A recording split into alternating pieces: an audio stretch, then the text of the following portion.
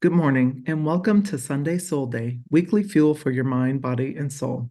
Today, we have a very special guest, Summer Watson, a consumer tech veteran, having led content, marketing, and product at companies like Playdom, which was acquired by Disney, TuneIn, Pocket Gems, Skybound Entertainment, and also she's co-founded the NFT native character Aku, fashion, beauty, luxury industry leader at CS Global, as well as Air with Pusha T.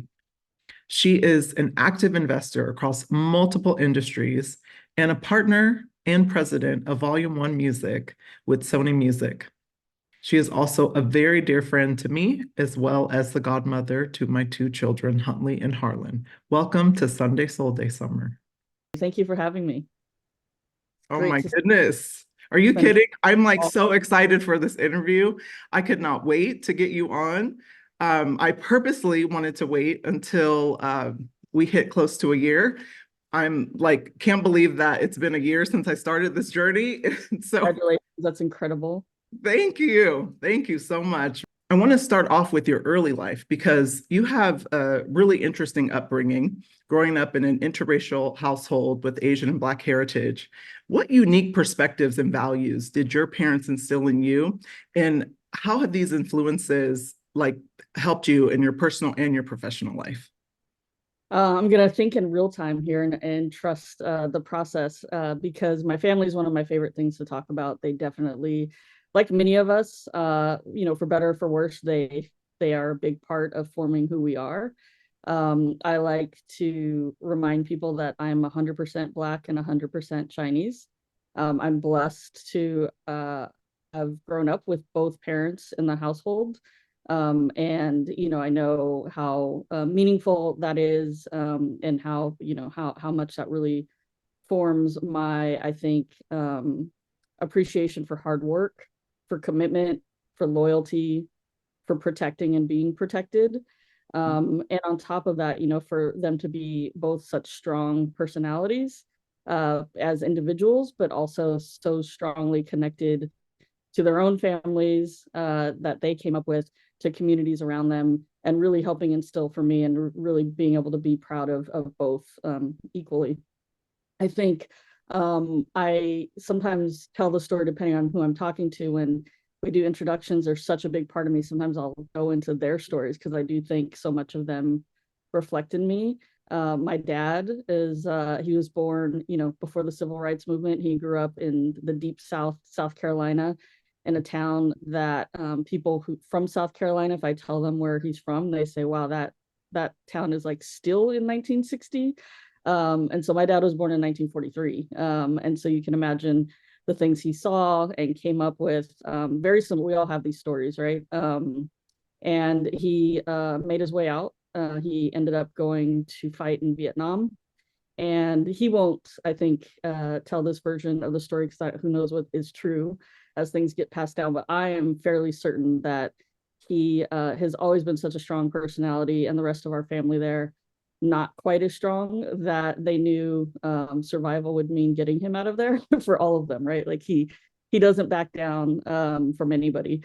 And so his sister filed applied for him to go to college on the GI Bill, and ended up sending him across the country to Sacramento State, where he did his undergrad. And then he got involved in the Black Panther movement while he was out there, and ended up going to medical school at UC Davis, becoming not only a specialist in a field that there's very few specialists, period, but literally if you meet a Black specialist in this area, ear, nose, and throat, otolaryngology, it's called, they all know of each other. I have a friend who lives in DC, and he was going to see a Black ENT, and he just thought, let me pass Summer's dad's name by him. Mind you, this doctor is probably a generation and a half behind my dad. And he said, oh, I know who Dr. Watson is. And I also know Dr. Richardson, who trained him. And I know, like, they all know each other. It's incredible. And on top of that, he went and got an extra specialty in head and neck surgery.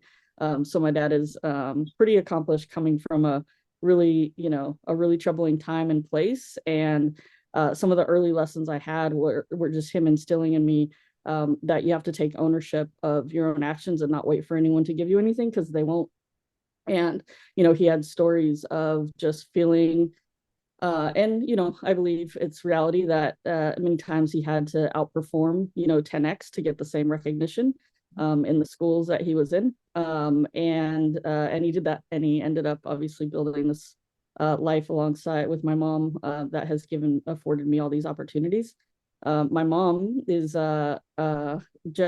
Chinese. Both of her parents came from China and landed in a place called Stockton, California, which HBO had actually done a documentary about the young mayor who I think he was the youngest mayor ever in Stockton. And as part of the description of the show, they said, I'm going to get it wrong. I should probably pull it up and read it, but it said something along the lines of Stockton has historically and constantly had one of the highest crime rates in the country, the most illiterate, the most poor. Like, it was just all of the worst things you imagine. And that's where the Chinese side of my family came up. Very diverse, on the bright side, very diverse community. And so from the beginning, all of my family on both sides have just been very open to each other. A lot of what I've heard about other families struggling with interracial marriages, we just never had. My grandmother took my dad in right away, and vice versa. And, I remember having a lot of fond memories of just with my grandmother, who raised 5 children as a single mother. My mother's father died young when she was only 12. And so my grandmother, who didn't speak English, raised these kids in, one of the most challenging places in the country to raise folks. And I just have such fond memories of being with her as my parents were building their lives. I was often left with my grandmother, and just that dynamic of us speaking different languages but understanding each other so intimately. I grew up really ingrained in both of these cultures in a way that I feel super blessed. We're all very different and unique, right? Like, no matter what your background is, I just really believe that. And that's a lot, I think we'll probably even touch here, of how I've approached relationships and building trust with people that I'm able to, I think, do interesting and big things with. But we have a certain lens into living in America in particular as people of color, right? Like, a lot of mass experiences that we all have, whether it's media, whether it's just every day walking around, we as people of color understand, for lack of a better word, the majority culture, the mainstream mass culture, as well as anyone. And then we also understand ours, right? Like, we have to understand you and us. You only have to understand you for the most part, right? It's like a superpower. It's this chameleon power we have to be able, I think, to go into a lot of different rooms and find and make our space. And I've always felt that it's interesting to me. I think I have this extra superpower, of I think being really deeply ingrained in both my mom and my dad's cultures, on top of, whatever else I've had to navigate growing up.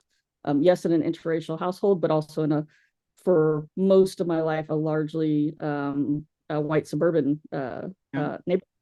My parents, as my parents were building their life, those neighborhoods changed over time. But by the time I was in 4th, 5th grade, I was growing up, with people who had very different experiences than me. And so I just had to find my way to fit in, even though I was one of few. I think those were some of the early days that I realized, like, I'm not half a person. And I wanted to be sure to say people understood how important both of those cultures and both of those people, frankly, are in my life, that I'm 100% Black and 100% Chinese. I love that you say that, by the way. I love that because, well, it's such a different perspective and such a different framing, right? Because I feel like, and I'm mixed with all sorts of things, right? But at the end of the day, my parents are, for the most part, Black, right? And so, like, I didn't grow up with that, but I can see, like, my friends who were biracial, they struggled with their identity, and struggled, being quote unquote too Black or too white or not enough of either. And so I love that you like just take that perspective. It's like almost like you take your power, you're like, no, I'm not going to choose. I'm going to be I Because love if you know me, especially if you meet me on the surface, I probably don't fit the stereotype definition of any of the things. But I'm not. My husband, likes to remind, like, no one could take anything away from you that you don't let yeah, them. yeah, And funny, I should mention him because it's another topic. He's very, you know him well. He's obsessed yes. with like DNA tests, and so he likes to break down for me all the different parts. And I'm like, look, I know what I identify with. I know what I grew up with, in that 7% Exactly. Scottish or whatever you're talking about. I don't Yeah. know anything. Uh, I know very little about it. It's interesting. It's there, and it's interesting how it got there, most yeah. likely. But I know what I grew up with. So yeah, 100% of each. So that's yes, I know him well, and shout out to Jihad. What's up? Well, I wanted to talk about because one thing that I have always admired about you is your background, but also just your guiding principles, as a human first. But I wanted to touch on your educational background because it is very impressive. With not just one but two degrees from Stanford, a degree in math and computer science, a minor in economics, and a law degree from Stanford as well. So, I mean, first and foremost, had you always been like just an incredible student, like growing up? That's a great framing of it. I always performed well. And I think my teachers would probably say I was a good student, but I Hmm. definitely, there's this, one day I was having a conversation with a really good friend, who we'll talk about, I think, today as well. And he said, you know, thinking about this concept of vacuum lines. And as soon as he said it, without explaining, I was like, yeah, it's this notion that if you do what's expected of you, you can do anything you want, and very much my dad, as I mentioned, was a military guy. So, our house was immaculate at every moment, including that when he came home, from work, he wanted to see the vacuum lines in the carpet. And so I would remember, vacuuming, and you get to that very last point where like your feet are on the carpet. Luckily, we had carpet and hardwood, so I'd make sure I jumped onto the hardwood to get that last little bit, so there's no footprints, just vacuum lines. And if I did those things that were expected of me, kept the house clean, kept the house organized, made sure the TV was on CBS when I turned it off, not MTV, so that when my dad turned it on, he came home to CBS, not MTV. If I could do all those things that were expected of me, it was up to me on like how well or how efficiently I did them, so I could do whatever else I wanted. And so I did always get good grades. I wasn't always the studying. So I did like I figured out how to play the game, to get what was expected of me to perform on homework assignments or tests, or in all sorts of test formats, like even oral exams. I made sure I learned the material, but I definitely did it my way. And the more I saw other students, sort of, everyone had, I think everyone has their method, but in a lot of ways, especially when you're, on a campus and you're seeing each other, people gravitate towards similar habits. And I'm very much, if everyone's going this way, I kind of go that way. And so when I saw people running to the library to cram, and like, Yeah. I might have tried it once or twice, and I see them just stressing each other out, I said, well, I'm going to go and kind of study by the pool. And it might, it might be not the ideal sooner. I might be taking more breaks, but as long as I get the work done and I get the information on my brain, I think I did. I was a good student in that way, but I definitely wouldn't consider myself a model for everyone to follow. You have to figure it out what's best for you. And I think, coming back around to my family again and my parents, they really were very open to letting me explore. And if I told my parents one week I wanted to be a doctor for the Lakers, and next week I want to be an astronaut, and after that I want to be a lawyer, it wasn't like, oh, that's cute, or it wasn't, oh, that's crazy. It was like, okay, well, let's look into what that takes. And so just really getting into what's behind those motivations and making sure that I understood what would be required of me to get to those goals. And so again, my parents, my family in general, my sister, who you've also met, really instilled in me all of those, get behind what it looks like to live that life and what it is to live that life, and make sure that you know what it takes to get what you want.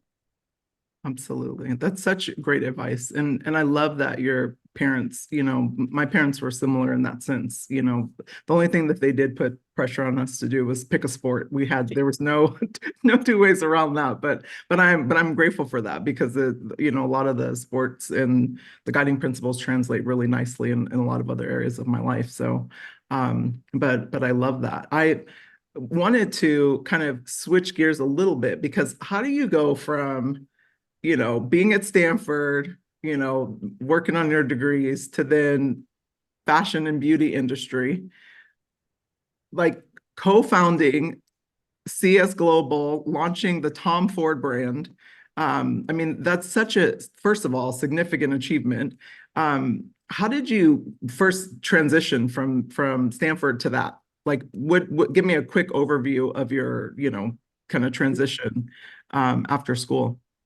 Yeah, it's all a lot of it is gut and fearlessness, and I try to encourage people within whatever confines you're comfortable with to take a bit of that fearlessness, because that's where life gets interesting. And so even when we talk about school, technically I went to like a college prep school where Hmm. just about everybody that I went to high school with ended up at a school like I did, Stanford, Harvard, great schools. But I like technically dropped out. I was at the top of my class. The woman who became valedictorian, we were really good friends, and she jokes all the time, like, "Thank God you left because I got that." I was doing well, but I just had it in my head that I was ready to go. I'm very impatient. I think when I was younger, I had a very acute sense of mortality, and I really thought I was going to die young. And so I just moved with a sense of urgency. And if something felt right, or if there felt like something I wanted to do, I just figured out how to do it. And so, with that example in particular, I had finished law school. I was working for this amazing woman, federal judge, uh, Consuelo B. Marshall. Clerkships last a year. And so typically what happens is you do a clerkship and then you go on to whatever's next, whether it's working for a law firm or staying in, public service. And so I had my big firm job lined up. I was supposed to go back from my clerkship to the big firm.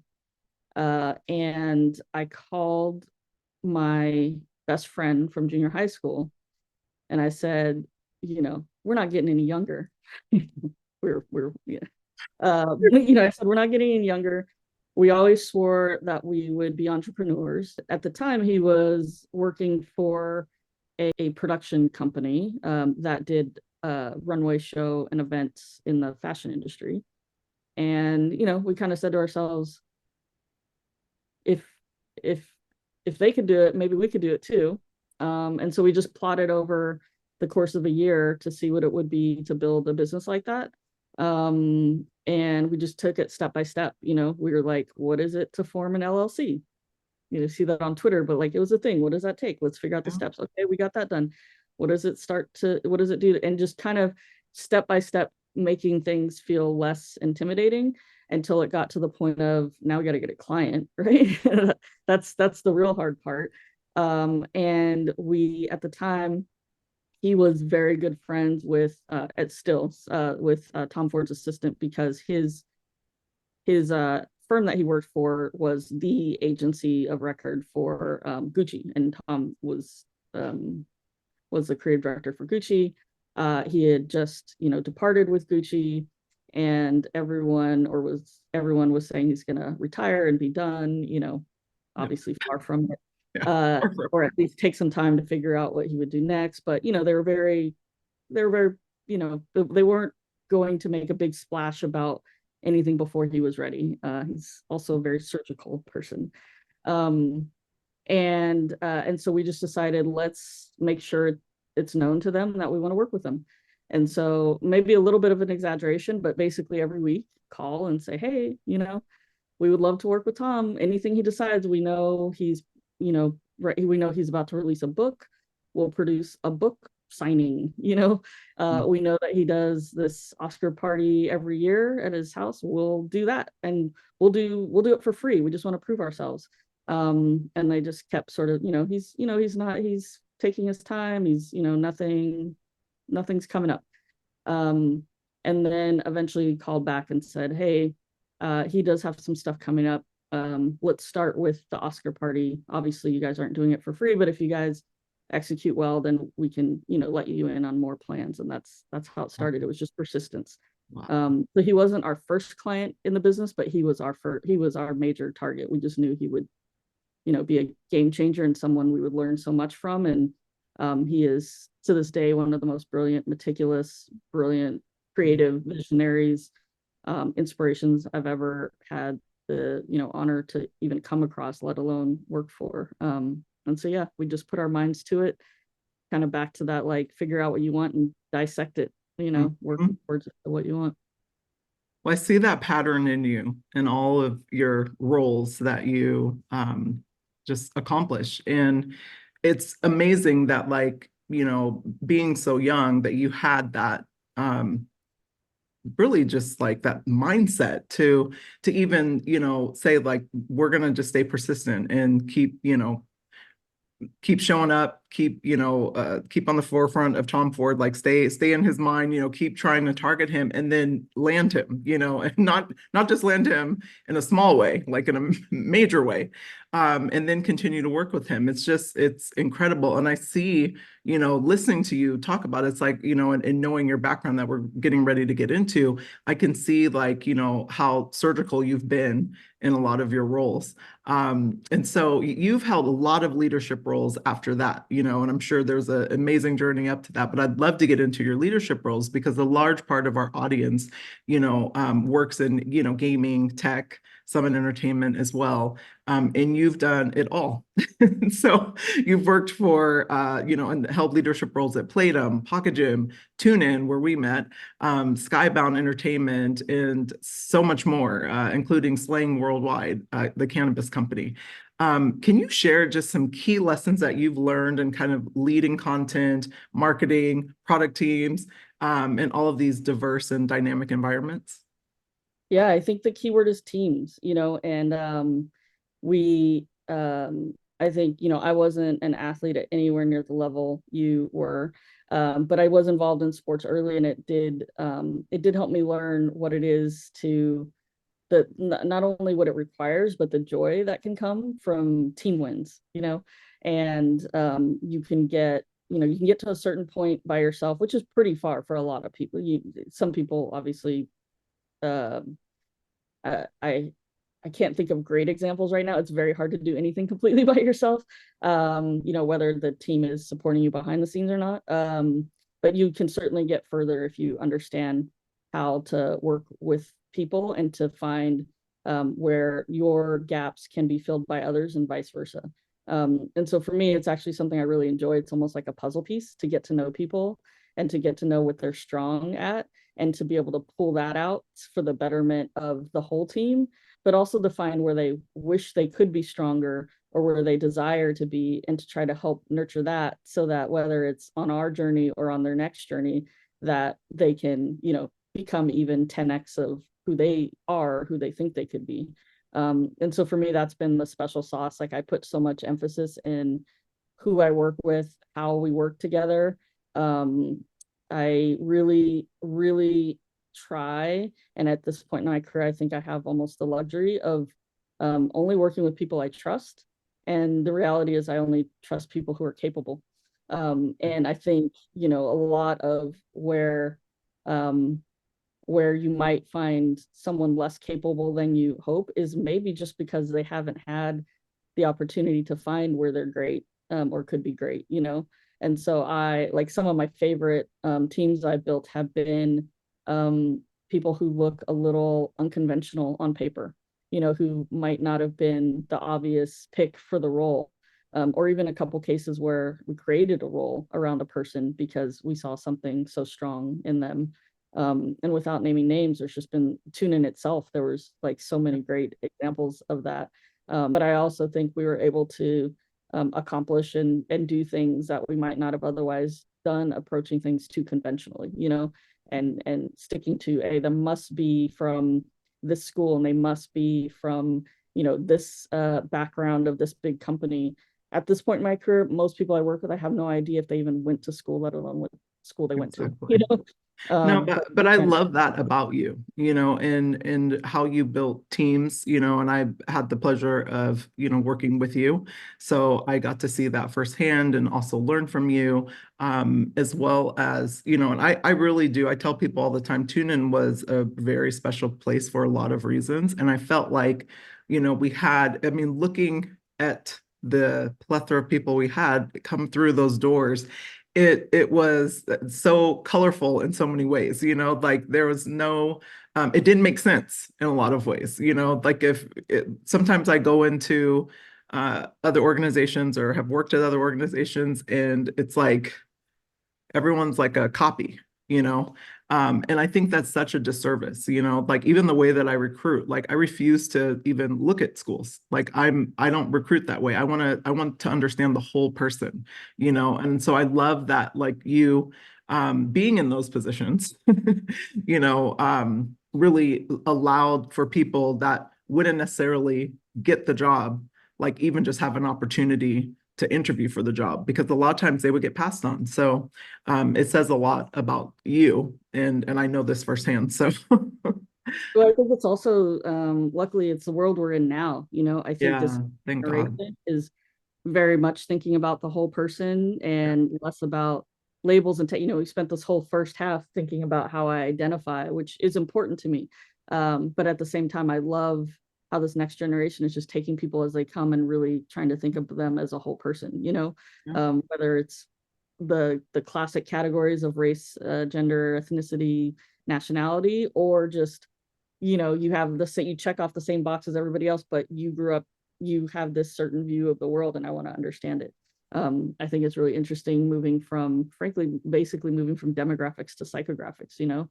I in my work, obviously I do a lot of work in product and marketing. I really try to push past these notions of like, well, we're targeting Gen Z and oh my God, it's such a wide swath of people, and let's think about actually the type of person Yeah. that will be gravitating towards your product, regardless of age or any of this, right? Like I know Mhm.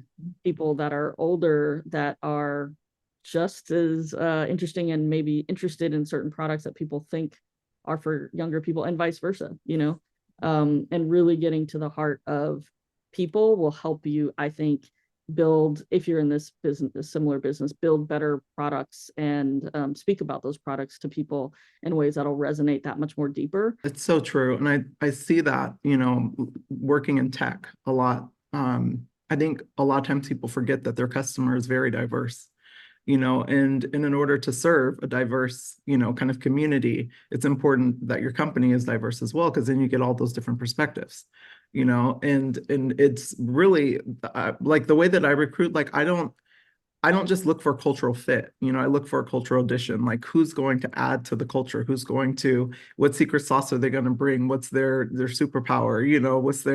What's their flavor? Everybody has something to add and to give. And so even in evaluating people, I didn't try to look for an opportunity to cancel them, but to hire them. So I was looking for the strengths. So I think Yes. that's always served me, and I know that you operate very similarly. So I'd love to talk about us at TuneIn, because it's amazing how we met. Summer actually interviewed me, and I remember being just so excited in the interview, but also very intimidated by her and her presence, and end up The getting hoodie. a job. I wear the hoodie to disarm people. Yeah, but it's your energy, you got that strong energy. So, can you share a little bit more about what it was like collaborating with me professionally, and then having our relationship kind of transition from professional to a more, personal relationship, and then eventually leading you to something that I know that you're very proud of, being the godmother of my two children. My greatest accomplishment. I couldn't be asked. It's funny you say all that about me being intimidating or being intimidated, because I came out of that interview thinking, wow, we hit it off. And that was like one of the most natural conversations I've had in an interview space. And our common colleague, John Donham, if he remembers, could probably tell you how excited I was. And I basically, in that moment, I probably used the intimidation techniques to say, we're hiring her. Right. Like, so I don't know how you felt. Maybe I was already in my mind thinking about the conversation I was going to have walking out of there, being like, there's no conversation. This is our person. But I came away super excited. And honestly, I think it's been a little while, so my memory might be off, but I do remember once you started, we didn't have as much one-on-one time initially as I thought we would.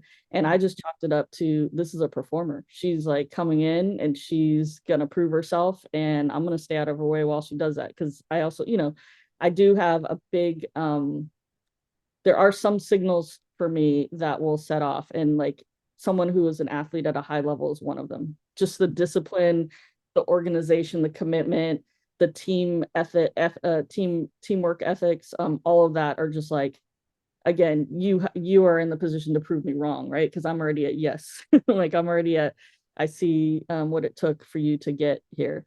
And so yeah, I think I saw all of that in you, and I just assumed you were too busy for me. And it turns out it sounds like we were both curious about each other. Oh yeah. Many of my, this will be a theme if I really think about it, many, if not all of my closest relationships will probably have a similar story where I'm more introverted and shy and reserved as a default, and I'm stuck in my head a lot, which might sometimes come off as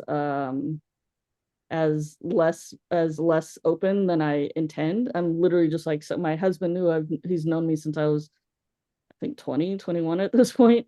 He's used to it. He'll just be like, hey, you're counting wool again. Like, cause I'm just staring off into space. Like, I'm there, but I'm not there.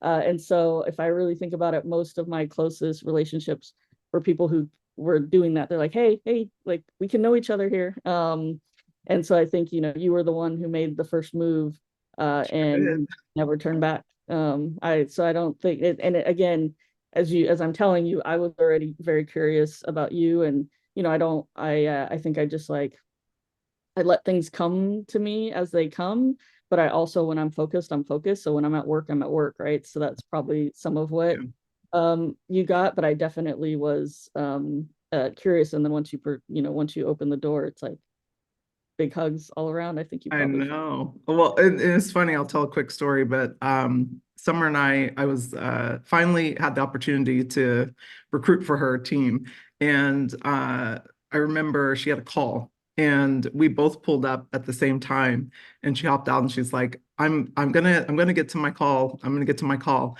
and I was like, "Wait." Hold on, we'll get to the call in a second. We literally have the same car.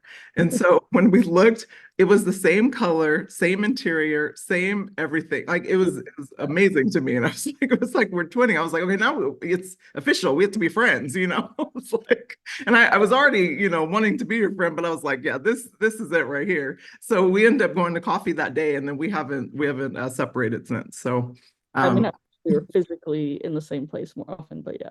yes, well, separated meaning, And it doesn't matter if we're together or not. I can not talk to you for 2 years and it's going to be the same conversation as soon as I call. So no, but I've always had a lot of respect for you, watching you, and also watch the people around us, also have the same level of respect for you, which is a testament to your thank you. character and who you are.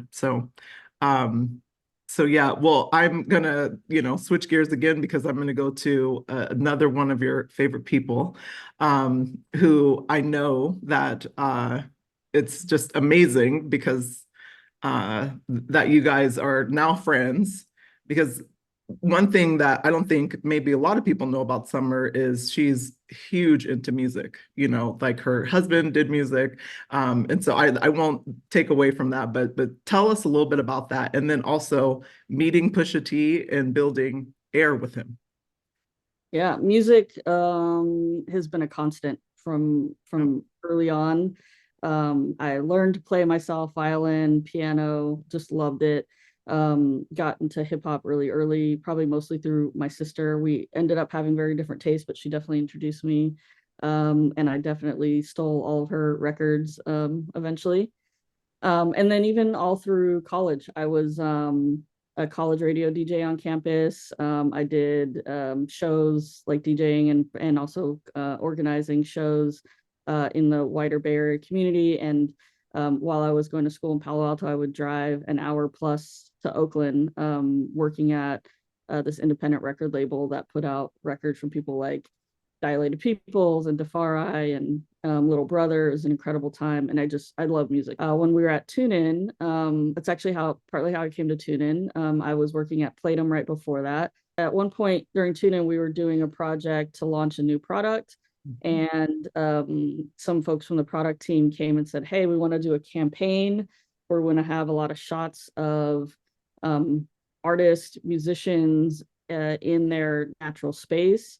And I was like, great, let's like let's cast some people and record and reserve some studio time. They're like, no, we want like real, like, we don't want models, we want like real artists and people will recognize. And I'm going through my head, oh my gosh, this is gonna like explode in scope in terms of, I don't know if you realize, that's a hefty cost to get people.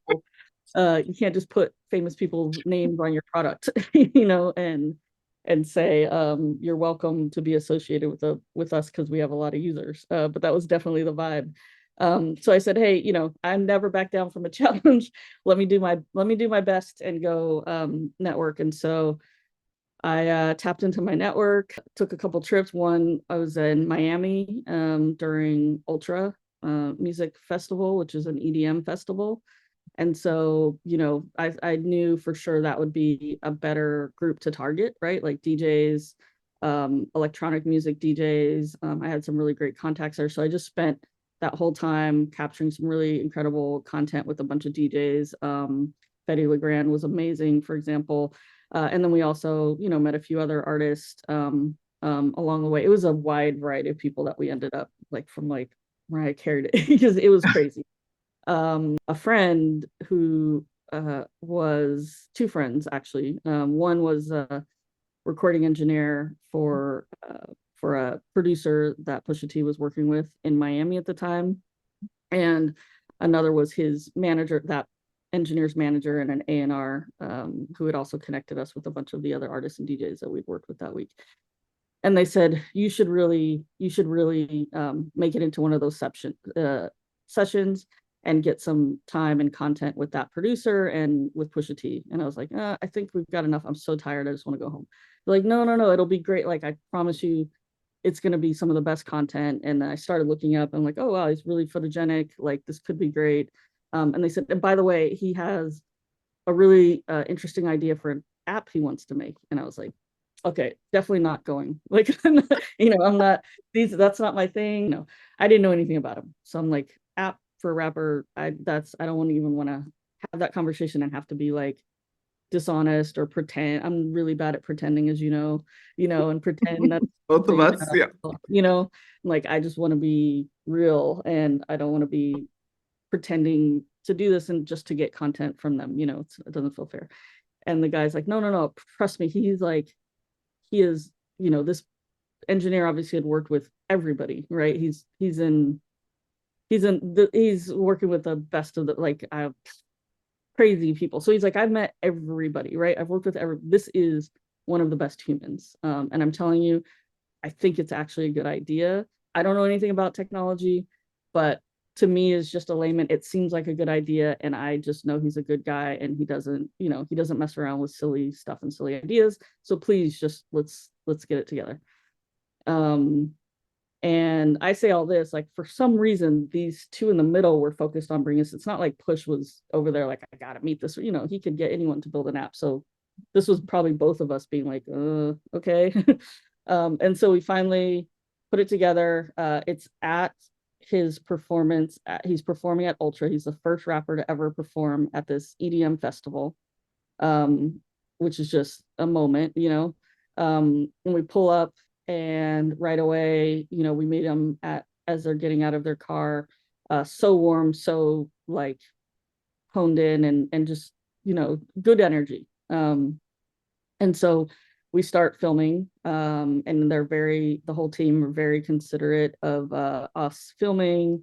And, I'm looking at stuff on the screen. I'm like, oh, this is going to be great footage, You know, two of the videographers, so they're very eager. They're like capturing everything, Oh, and they probably had more access with him than anybody had given us so far, which knowing him now makes he's just not a prima donna in any way, right? And he's like, you guys want to get some great material, like do your thing. I think maybe his manager asked, like he has some questions for, how, what you guys are about and all this. So I go in and start demoing TuneIn. He's like really honed in, like really talk. I was like, oh, he's really paying attention.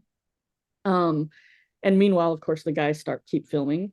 And so he goes on stage. The guys are like, Summer, honestly, the best footage we got was when the two of you were talking. Like he, by that point, just getting ready for the show, they were like, he was so focused and like honed in. It was very serious until you guys started talking. And then you guys were like getting whimsical, just talking about, you guys were getting excited about this geeky stuff. And I was like, oh, cool. Like, so there's these, cool footage that is in the archive somewhere. We actually left in the middle of his set, so he's still performing when we leave. So he must have called as soon as he got off his set or soon after he calls. I'm like, what? And he's like, hey, so, I wanted to talk to you about this app idea. He pitches me the app idea. It's actually an amazing idea. And as I tell him, I have two friends, the founders of Playdom, are actually working on this exact app idea, like not even exaggerating. So I said, let me call them and see where they're at with it, because maybe there's a way to just pair up, bring you into what they're already doing. They break it down for me. They're like, Summer, it's going okay. We figured out how to make it work on Android, no problem. We're almost there on iOS, but we realize that there's this human hack around this really hard technical thing we're doing.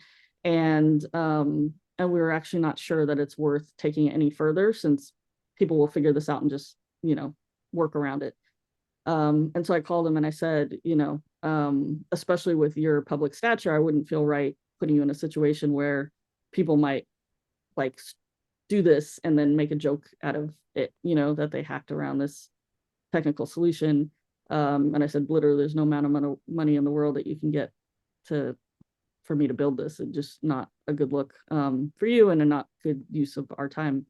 And he said, well, I've run this by a few other people, and basically everyone was either absolutely, I'll do this and I'll do it for free because I just want to work with you, to like, yeah, absolutely, this is doable. It'll just be $500,000 or whatever, right? And he's like, you're telling me you just won't do it. I'm like, yeah, I just won't do it. And very similar to kind of what we talked about, he kept, he would every few weeks, like, hey, don't forget, I want to talk to you about this other thing. Like, don't forget about me. We got work to do. There's things I think that we could do together. And it just snowballed from there. The Air story is a long one, so I won't tell the whole story, but it is interesting. But he did one day have an idea around essentially a streaming music app.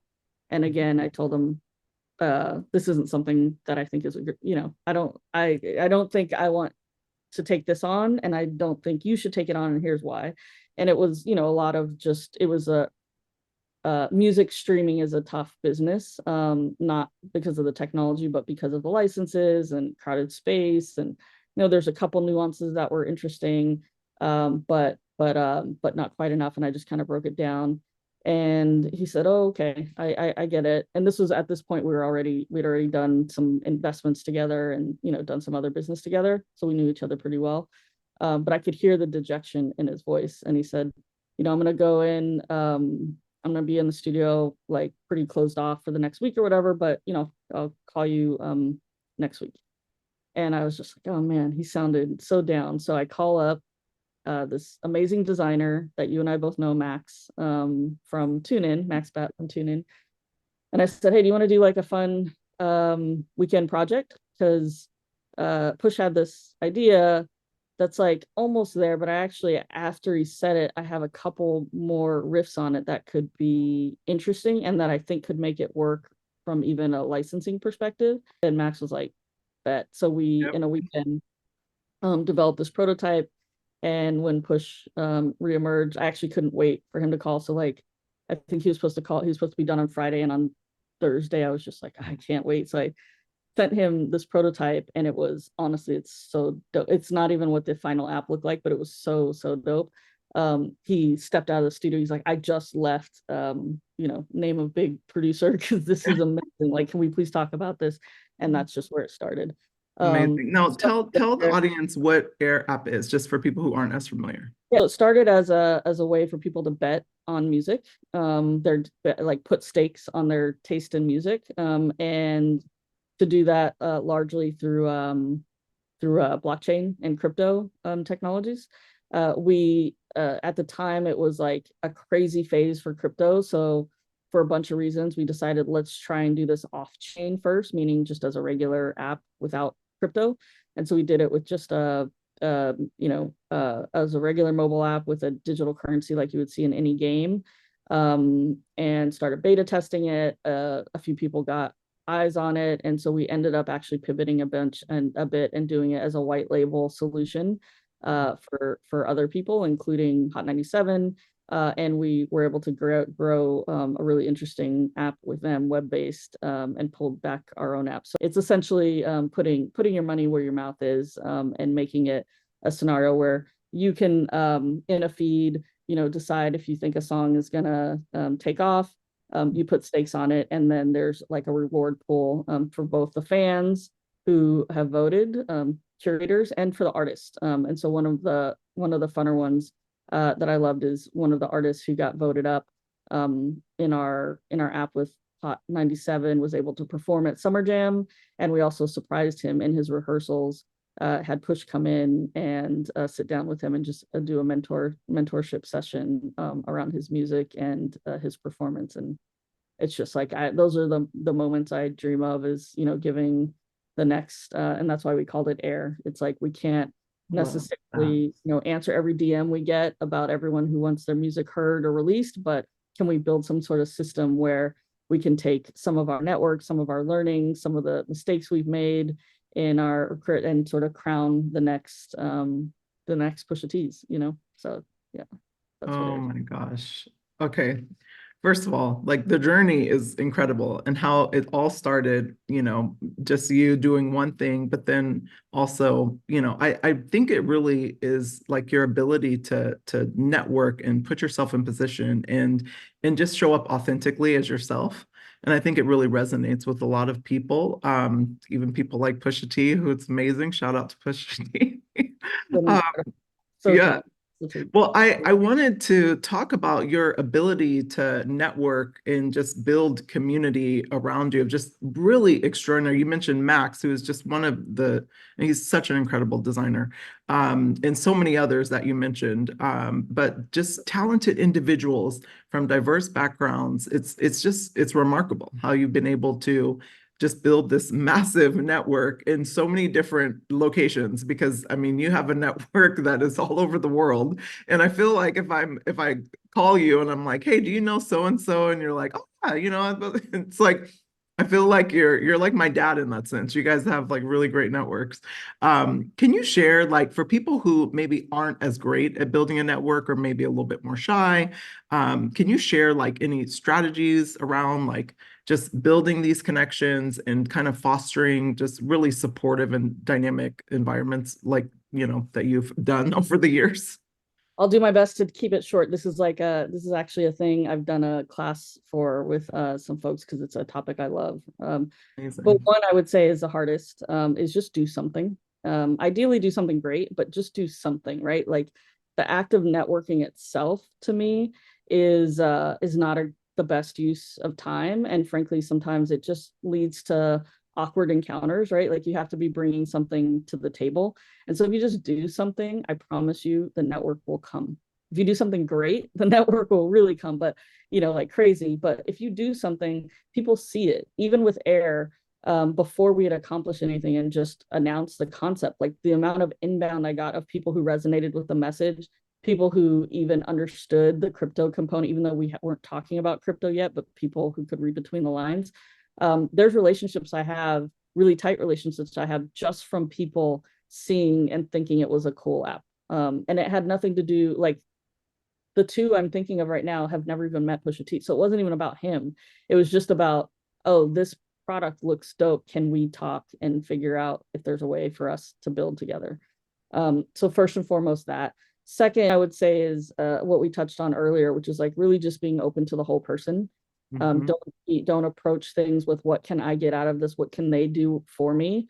And really just try to understand the whole person, because you just never know where it's going to lead for either of us. And you should be doing that, I think, for the purpose of bettering yourself and learning more and broadening your own horizons, and not for, oh, am I going to be able to convert this into something for me?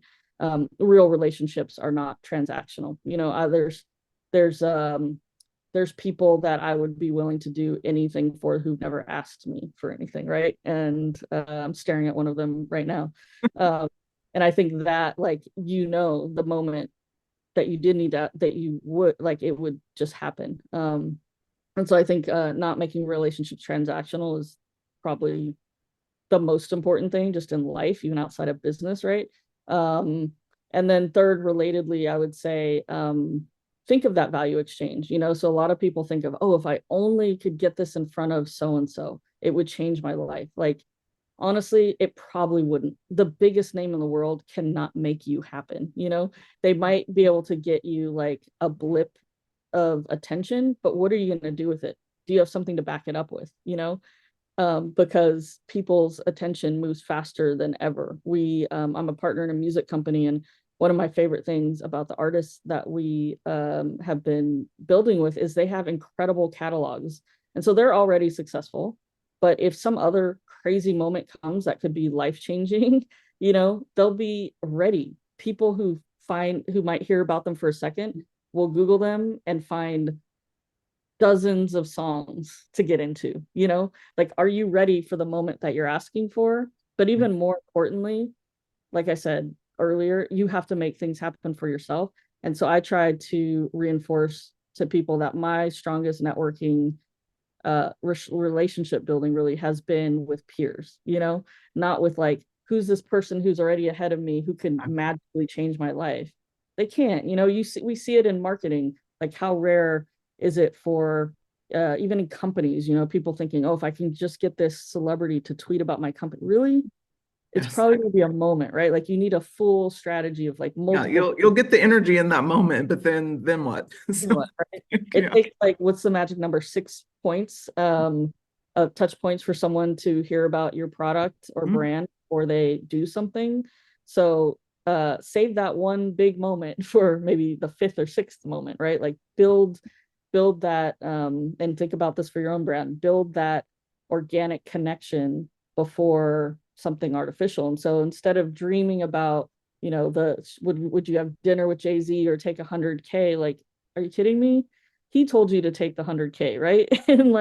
And go build with your peers. And if you reverse engineer some of these people that you look up to, who's around Jay-Z right now? It's people that were around him when he wasn't Jay-Z. Pusha T, one of his long time collaborators, Pharrell, they've known each other since they were like 13 years old. Who is your person that you can build with? And to the point that we talked about earlier with like teams and finding the ways that you can fill gaps for each other, who are those people that have time and energy to build with you now?